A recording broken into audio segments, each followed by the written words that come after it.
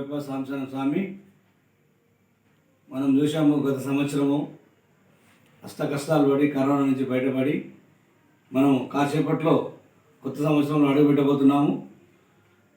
మా ఛానల్ తరఫున DMC Telugu D9 TV channel తరఫున మా ప్రేక్షకులకి, మా శ్రేయభిలాషులకి, సర్వదా ప్రజానీకానికి, అలాగే మేము నిత్యం కొలిచే మా అయ్యప్ప స్వామి సర్వభూత దయాకర శరణమయ్యప్ప భూతనాథ సదానంద సర్వభూత దయాకర మా స్వామి ఈరోజు మేము మా ఇంట్లో పూజ చేయడం జరిగింది. ఆ అయ్యప్ప దేవుని కృపా కటాక్షాలు ఆశీర్వాదము అందరికి ఉండాలని స్వామి శరణమయ్యప్ప.